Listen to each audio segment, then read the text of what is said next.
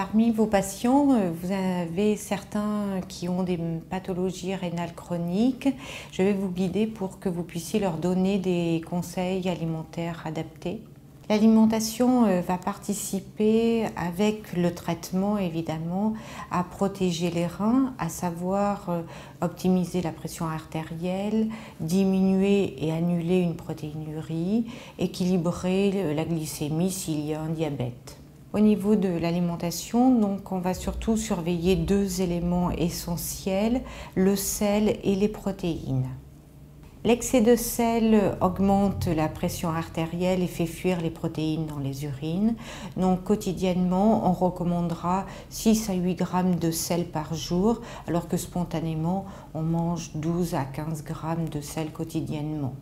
On va les aider à identifier les aliments riches en sel, leur permettre de connaître les équivalences en sel en pratique et puis aussi les aider à lire les étiquettes des plats industriels, à savoir le sel et le sodium de noter sur les étiquettes.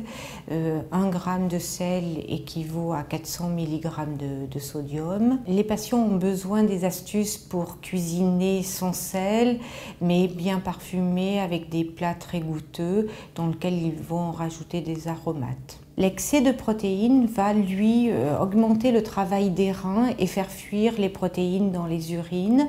Donc il va falloir adapter la quantité de protéines, à savoir 1 gramme de protéines par kilo de poids par jour. En pratique, contrairement aux idées, les viandes blanches apportent autant de protéines que les viandes rouges que le poisson.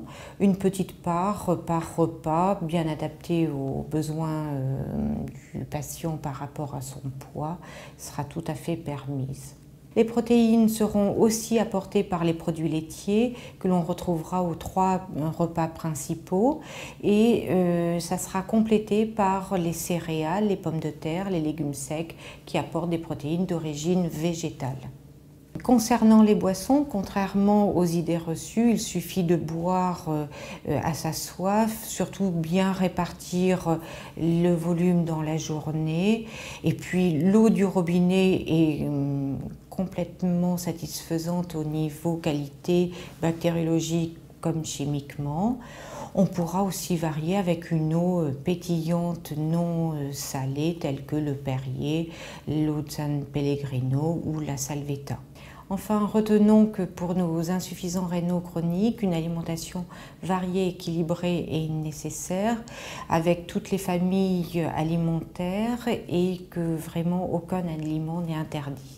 Sachez que nos patients insuffisants rénaux peuvent être accompagnés par des diététiciens de ville, hospitaliers ou dans les réseaux ville-hôpital où ils pourront bénéficier de consultations ou même de réunions de groupe où ils pourront travailler sur tous les éléments à contrôler par rapport à leur insuffisance rénale chronique.